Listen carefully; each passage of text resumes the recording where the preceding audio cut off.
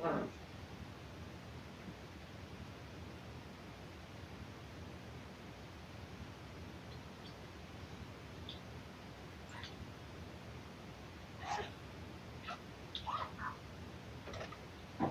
here it is. Let's look together.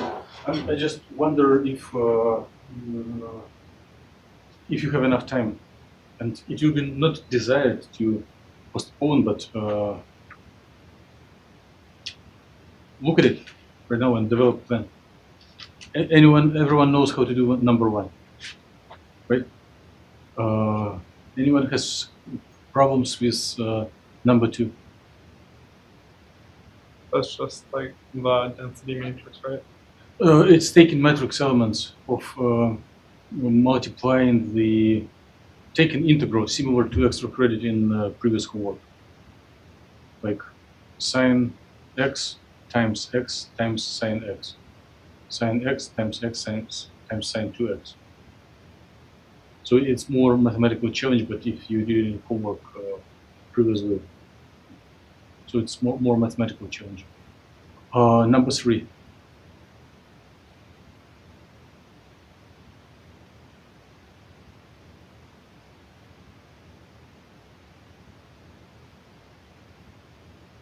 So once we were computing the expectation value and propagation of wave function for superpositional state, and before the one that we did together was the same as here, only without this imaginary unit. So you scroll back to your previous calculations or to your previous memories and try to replace coefficient 1 over square root of 2 onto I divided by square root of 2.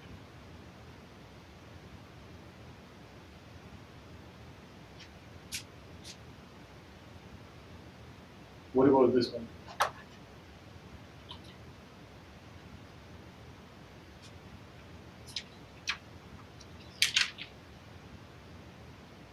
It is Heisenberg equation of motion for expectation values, right?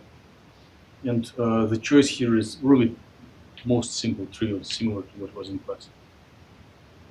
The rest, 5 and 6, are again about this Heisenberg equation of motion in a little more complicated case when potential is not equal to 0. So if we make it linear, and what we make it depending on current position. So it's different notations, but it is same as Heisenberg equation of motion. Let me interview you if, please lift hands if this set of equations bothers you. Okay, so no one else care? Or everyone has an idea how to complete it? I already got the idea. You don't need to hold it for. Please remind me who's taking differential equations. 1, 2, 3, 4, 5, 6. And you never tried a system of linear differential equations? What are you doing there? I'm in it right now. So. But what is in the class right now? We just learned how to do second order differential equations. Okay, good. Linear or non-linear? Linear. Okay, so then if you plug in, if you take a second derivative of this equation, then on the right side you will have derivative of function y, and derivative is defined here, and then you will get the second order linear equation. Okay, so Kevin knows how to do it. Just give me a secret sign if you still have problems with this equation. Okay. Send me emails as you try to do it. Do not leave it for last night, so that we do collaborative. Again, there is no goal to torture young minds. There is a goal that everyone completes things in successfully in time.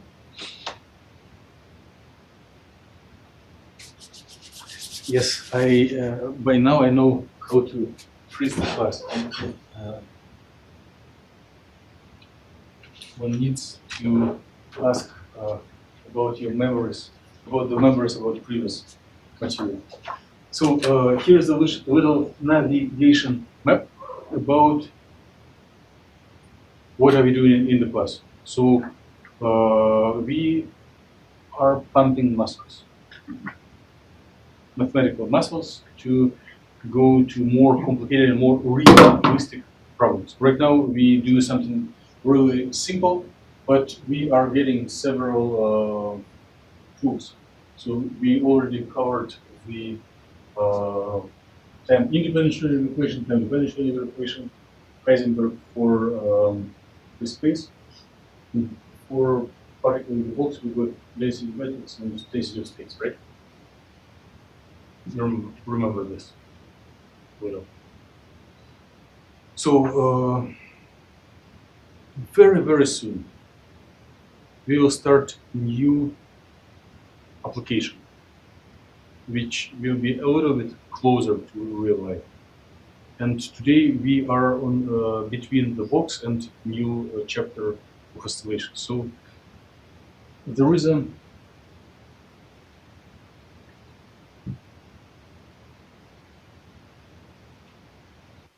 little gap between academic quantum theory just for passing exams and doing homeworks and quantum theory that people are using for practical life. So and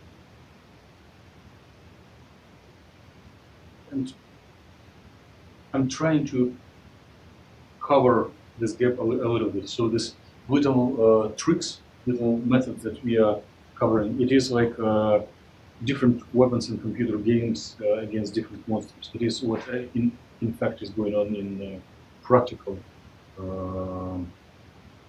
quantum theory for real life, for professional activity. And what do you think when you hear the word basis? The word what? Basis. Like what something is based off of. Okay. But when after you are exposed to this class and maybe some math classes.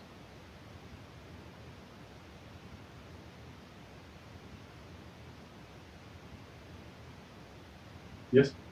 Like having to do with like logarithms and exponentials and stuff? This is base. So natural base, but basis.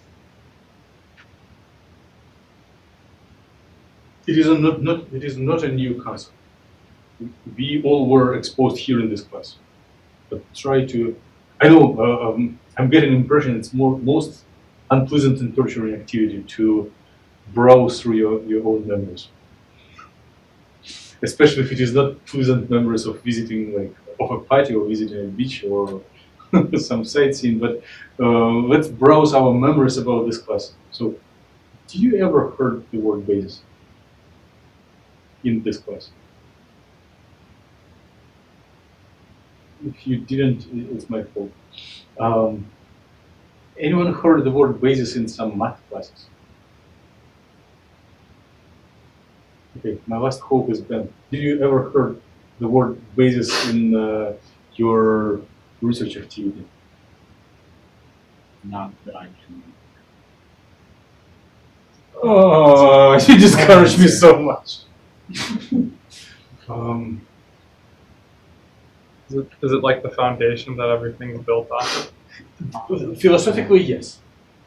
But there is a much more specific, practical, and rigorously defined concept of basis. Are you referring to basis set? Yes. Okay. So what do you think about basis set? Well, I like them. Huh? I like them. So. But can you define for the rest of the class? it's like a specific way of calculating.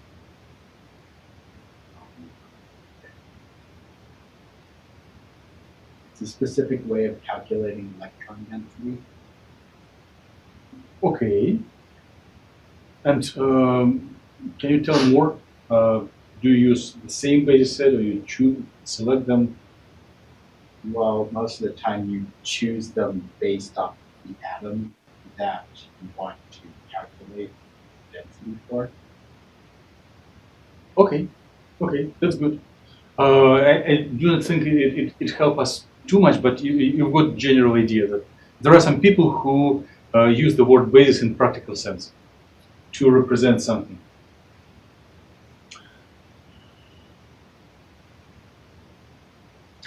Who is not aware of Taylor expansion?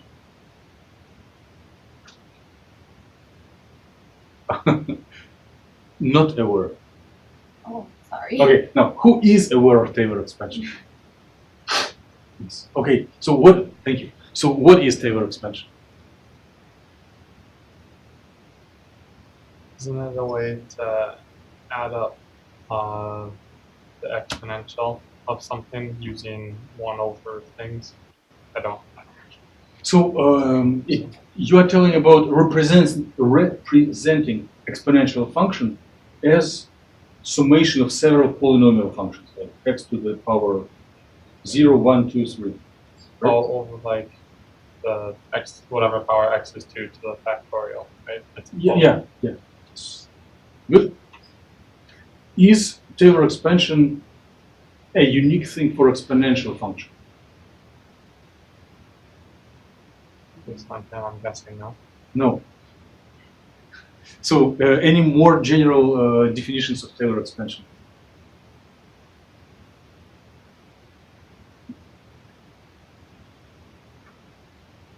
Approximately. We are not here for any exams. It's just for cheering up the atmosphere.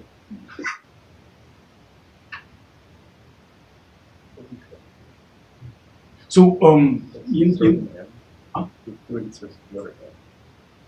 Where m might actually be where. so one can use letter m. So let's go with example that Alex brought up. Exponential as a summation of several polynomial functions. So the idea is that one can represent any function, not only the exponential, as a summation of polynomial functions with specific coefficients. Okay? So a way to represent arbitrary functions through set of well-known functions. It's a great success. I wanted to write it down.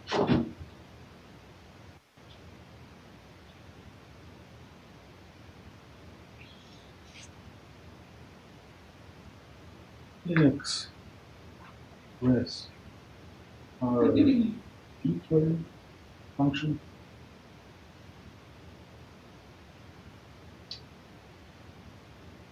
as summation of known functions with some coefficients.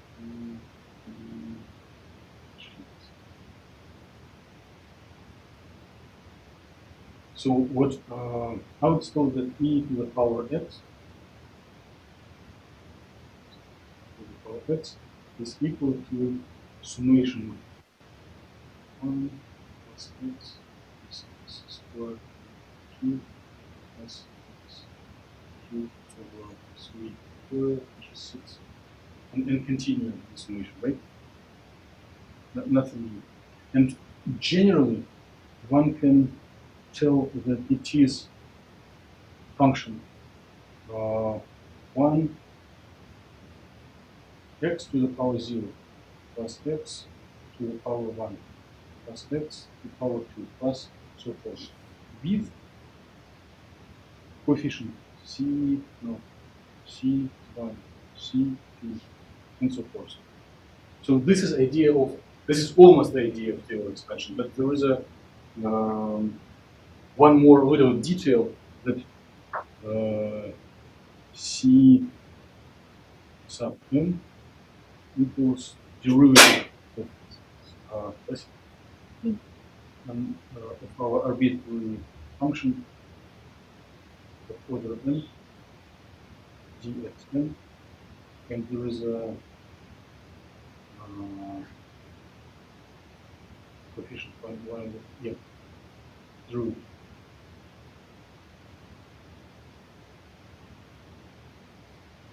But our main idea is that arbitrary function can be represented through a set of known functions. We do not need Taylor expansion in all details. We need this more general idea of representing one function through summation of others. We were already practicing it when we were doing an analog of the today next homework, when you were practicing superposition of ground and excited. So the state, non-stationary state of your particle in the box was as adding together known functions, sine of x and sine of 2x, basis functions which are known, right? Good.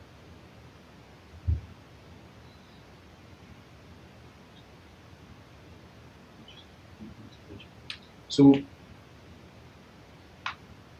I'm going to rewrite previous thing. X equals C naught.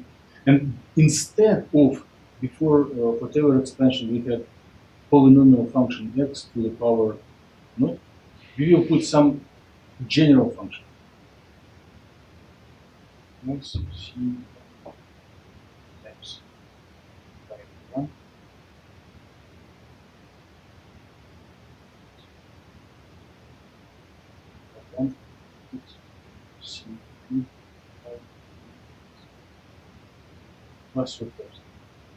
So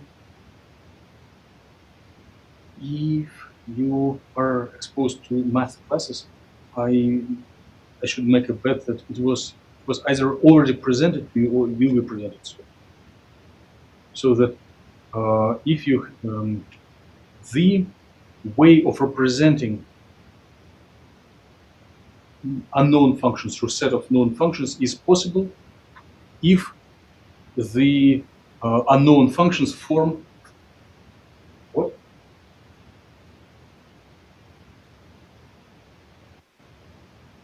The word we started our discussion. Basis set? Yes. And it's better just to say complete.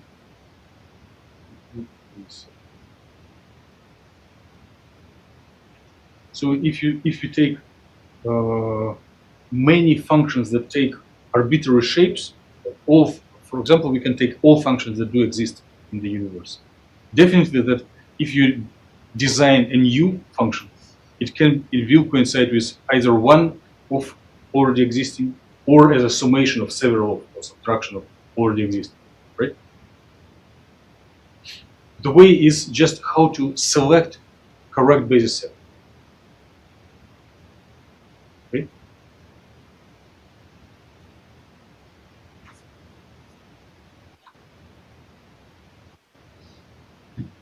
Any questions about this concept? Let's browse in our memories a little bit more.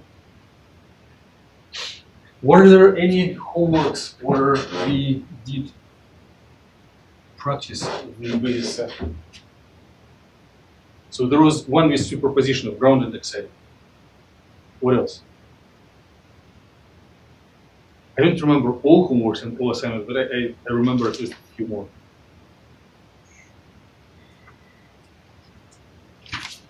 What about Fourier transform? You are representing some crazy arbitrary function like step as a summation of sines and cosines, right? Which are known. So in the problem about Fourier transform, your basis set was all trigonometric functions. Sines and cosines with discrete set of let's say wave vectors. Good. Any other basis sets that you were exposed to? There is one more really important thing that you did successfully, and if you make an effort and scroll through the numbers, you will find it.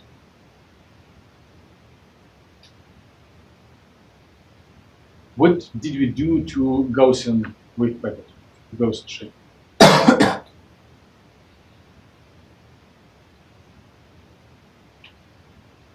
You cannot really just enjoy it, or you ignored it. But there was an assignment to find expansion coefficients of Gaussian wave packet over plane waves. Does it click something? Kind of. So we converted it from position space to momentum space, and we found this C sub k expansion coefficients. Remember? No? So it was another implementation of the same general idea. So these were your expansion coefficients, and your functions were e to the power minus I kx with different k, right? So exponentials with different wave vectors can serve as basis set. Trigonometric functions with different wave vectors can serve as basis set. Okay. Try to, if you didn't, if you haven't done, try to make your own definition of basis set and write it down.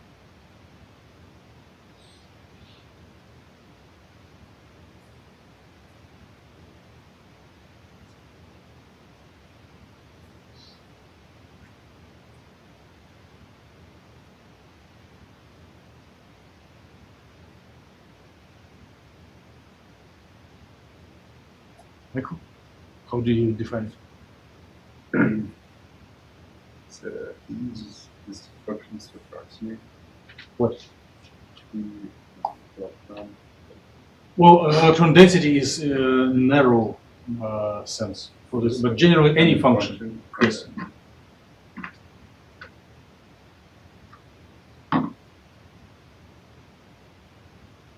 Okay. It's an express arbitrary function and summation of non-constant coefficients. Okay. See Good. that. Good. Anyone objects and wants some better verbalization? Okay. That's good for you. So I don't know how successful we will be today in reaching the end slide of the class, but this is the end slide. So all efforts will be to reach this equation. And just in case, as a backup, I probably just declare what it is, and then we'll try to go through things in an expedite mode. But I'm really happy that you are well familiar with concept of basis set. This is really good. So today's lecture is not practical, it is abstract. So we will assume that you know what is basis set, right? And we will assume that generally for some problem we already know basis set. Then instead of doing all operations with wave function, instead of predicting future for wave function, finding observables, expectation values of some observable from experiment based on the wave function, which is like continuous distribution in space, we will work only with expansion coefficients of wave function in the known basis set. So if I'm telling some new ideas, you better record it. Okay.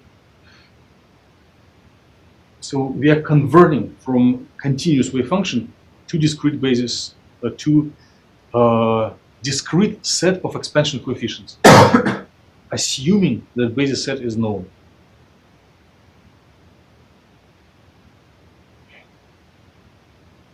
So instead of solving Schrödinger equation for continuously distributed wave function. We will solve Schrödinger equation for discrete set of expansion coefficients, which could be time dependent. As you already saw in our problem for superposition of ground and excited, 50-50%, and seeing that something happens. We saw that expansion coefficients became time dependent, and we found some interesting observables, right? So this is expansion coefficients, and those are matrix elements of Hamiltonian. So Hamiltonian, instead of operators as derivatives, partial derivatives, can be converted into a matrix. So wave function is converted into a vector of expansion coefficients, and any operator is converted into a matrix. So the goal, if time allows, is to go through details of this conversion.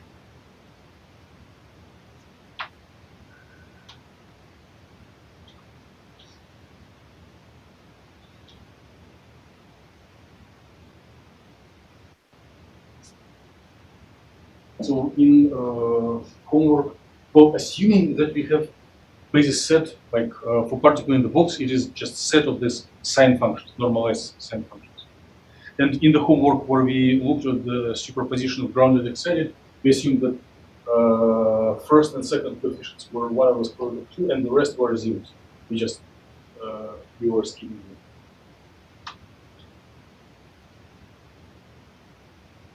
Some of you may already project the train of thought and tell there is nothing interesting. If we know eigenstates, if we select eigenstates as our basis, then any problem is already solved. What is the challenge? Who needs it? Rather than for poor and boring academic studies. You may ask us. And if you don't ask, I don't care, but if you do, I do have an answer. So remember when we were doing navigation map for the course, there were how many axes? We used 2, but there were 3, right? One axis is different methods, another axis is different systems, and the third is external perturbation. So something that is not explicitly taken into account. For most typical external perturbation is when, for example, you shine laser light on your molecule, or if you just put it on a stove and start to heat it up, or if you like just hit it with hammer. So something that not explicitly included into Hamiltonian. So we can always play with Hamiltonian that gives us eigenstates and assume there is a little delta H, little addition to Hamiltonian because external world acts on our model. And then there will be really practically interesting things. So we are forming foundations to describe anything, to predict future not only of the poor box, but anything. And you already prompted me several times that our goal is to predict future. But we do have models that give answer of an observer. But the more general scientific approach is that there is also wet chemistry characterization lab experiment, and we are trying to design model based on what we know from experiment. And as soon as we predict outcome of the calculation, we set up a feedback loop and compare it to what is observed in the experiment, and we either interpret what is already available or we predict outcomes of experiments that haven't been done yet. Theory can predict and guide experiment in brave plans and in humble plans just to help to understand what has been measured. Good.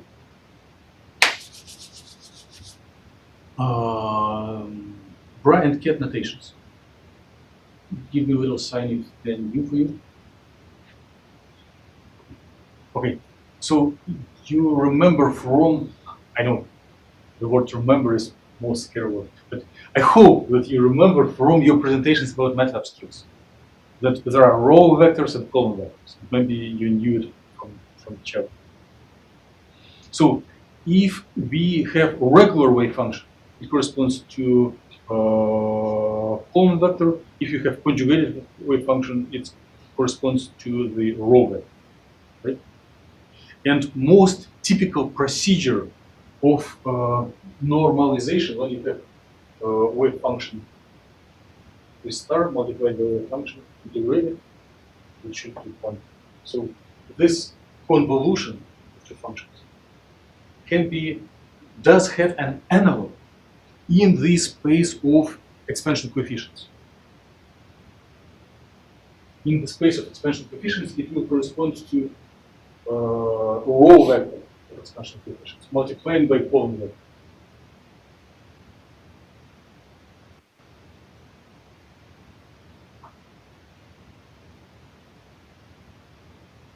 I'm skipping derivation, hoping that you will trust.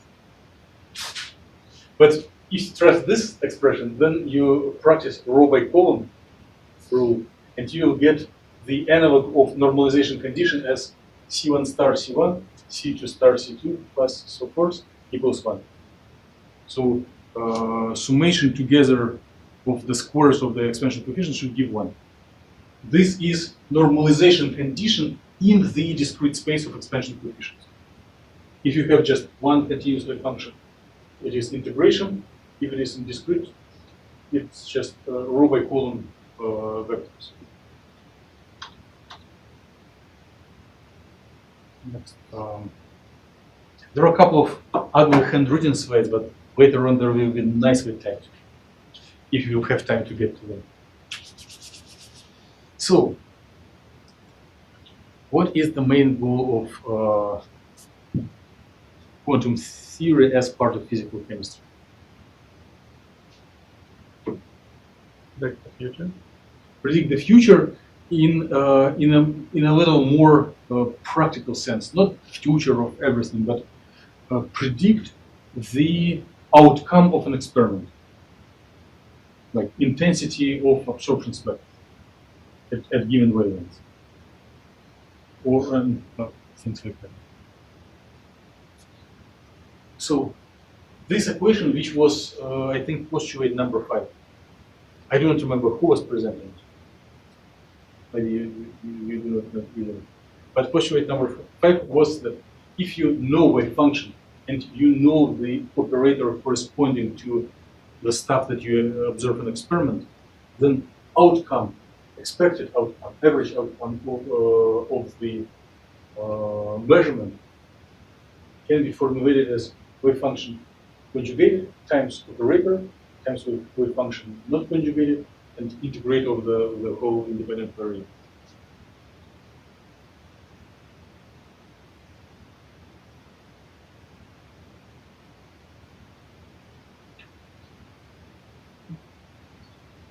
So this equation was already postulated in postulates. Right? And it was postulated in a form of continuously distributed wave function. But there is an analog of this most important equation in form of discrete expansion coefficients along specific basis. So if, and just for simplicity, here are, we assume, we neglect higher basis states. We keep on the first and second.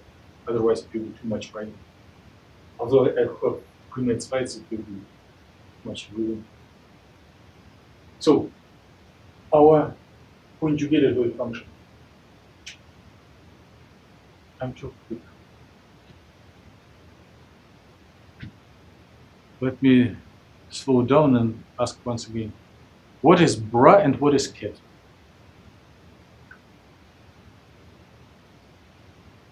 I am too quick. Is bra representing a row and ket representing a column? Yes. Write it down. It's a standard notation. I'm scrolling one slide back, it should be empty.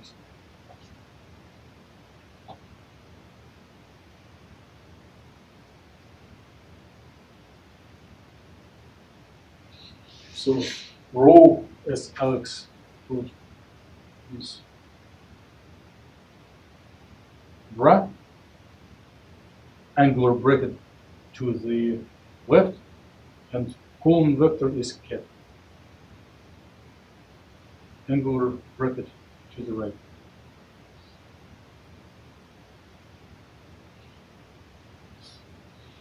And in 30 seconds, you memorize it forever.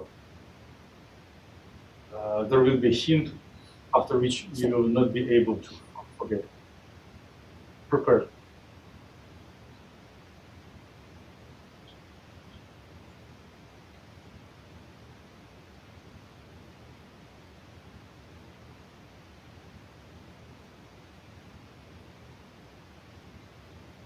So when we are converting the protocol for finding an observable into language of expansion coefficients, first we just rewrite wave function conjugate, which will be basis function bra times expansion coefficients, basis function 2 bra times expansion coefficient, operator, then wave function cat number 1 with expansion coefficient, wave function cat number 2 with expansion coefficient. After we deform this, after we open brackets, you will see 4 terms like the following one. So product of expansion coefficients, C1, C2, times bra of wave function 1, operator, and then cat of the wave function 1. And more generally, there will be different indices.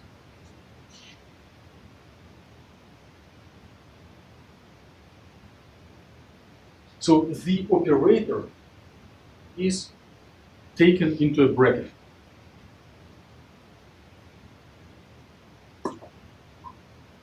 Into a bracket of 2 wave functions, where left angle is bra and right bracket is cat. So 2 angular brackets. Bra cat is constructed of the word bracket. Okay? Bra cat. It is not different words. There is nothing with cat with whiskers. It's not C8. It's the second sign that in the bracket, psi1. Here, psi 1 because I opened just the first term. Okay. Psi star bra phi 1 times A times C1 cat phi 1. But there should be 3 other terms. Yes? What is the term on the left-hand side of the equation? Term on the left side. Okay. Yes.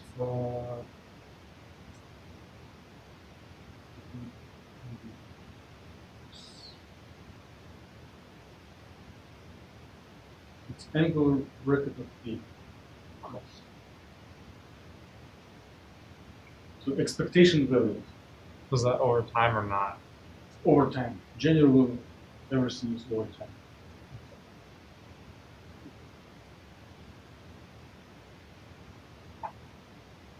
Right. Right? You will not forget it.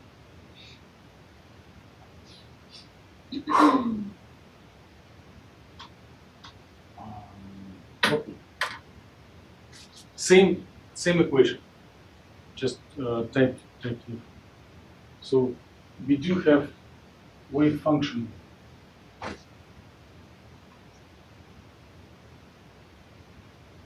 bra, we have wave function cat, we have operator in between.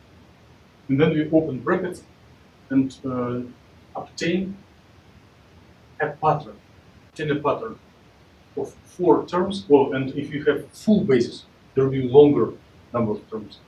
But they look all the same. So product of expansion coefficients to expansion coefficients, times bra operator cat. Product of expansion coefficients, they can be with different numbers. Bra operator cat. Product of expansion coefficients, bra operator cat. Product, bra operator cat. Okay? Now, I invite you to become directors of research institute, to plan scientific research rather than doing it yourself. Suppose that your subordinates will need to make millions of experiments with the same system. For example, with particle in the box of the given size. Initial conditions, like laser excitations, putting on a stove, microwave radiation, will be different again and again. But it will be the same box of the same size. And your subordinates will compute expectation values for different initial conditions with different expansion coefficients. So here is the question. Will this term bra operator cat change in each of these million experiments? It's on the same system. No. Yes. You hear what Alex said. You have a good potential to become director of a research institute. No. Which means that these coefficients, these constructions, bra operator cat, can be computed once and forever. Well, forever as long as we play with the same system, with the same molecule, with the same Hamiltonian, with the same basis set.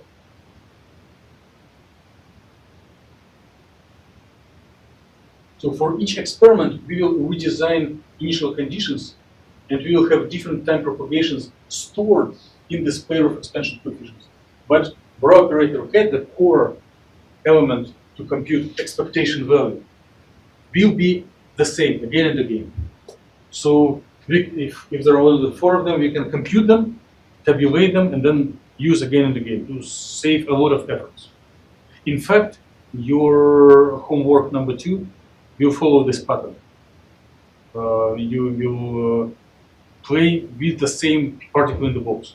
Initial conditions will be different, but all other things are the same. So you see that these objects can be labeled by operator and then the indices. If it is bra1 and cat1, it will be A11. If it is bra1 cat2, it will be A12. Bra2 cat1 will be A21. How do we call objects with 2 indices? Yes. And so this is most important element, not chemical element, mathematical element. Most important element to compute expectation value. And it behaves like a matrix. It's called matrix element. Matrix element of operator A.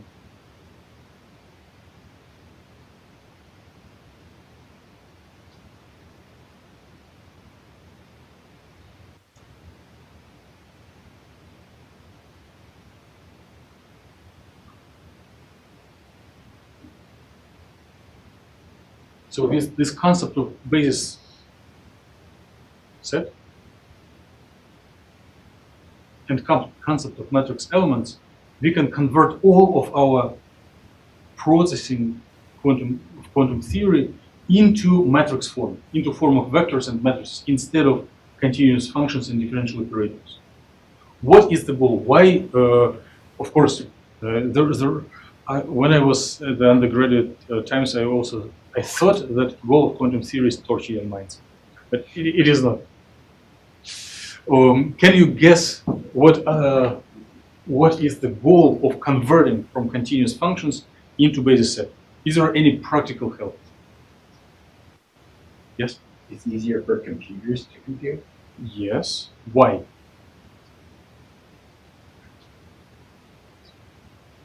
They don't calculate 0 to infinity on every function. They only calculate what they do. Right.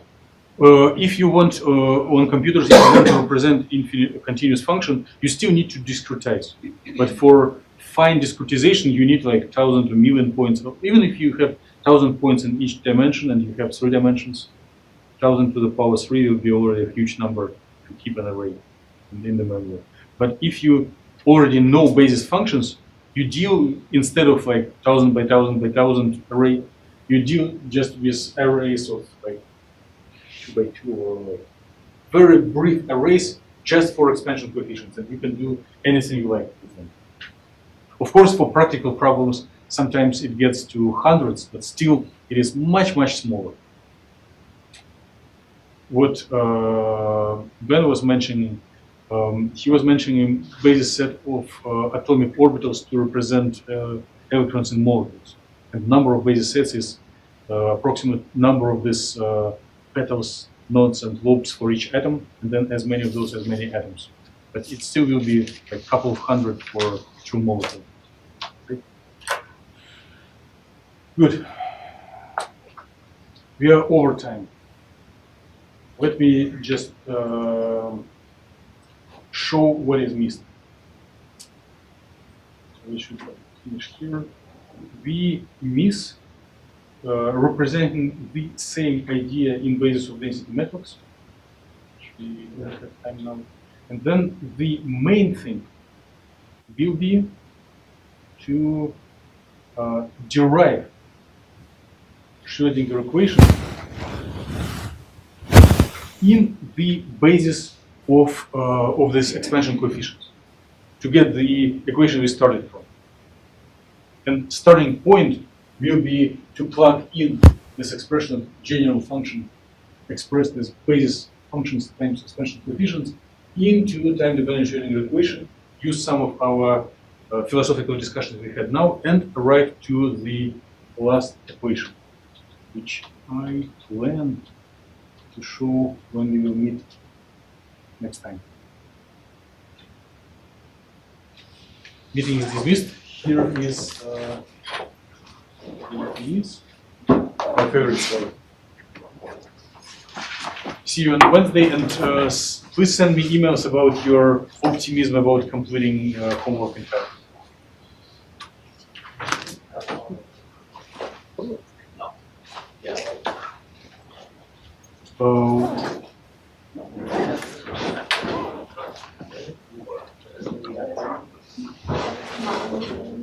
Wait a second. Would it, if you vote, well, I haven't decided yet, but if there would be chance to postpone homework by a couple of days? 1, 2, 3. Anyone against? Gage, you want to, right. If there would be an opportunity to vote, how would you consider an opportunity to postpone the due date for homework? Oh yeah. Okay. Okay. Bye.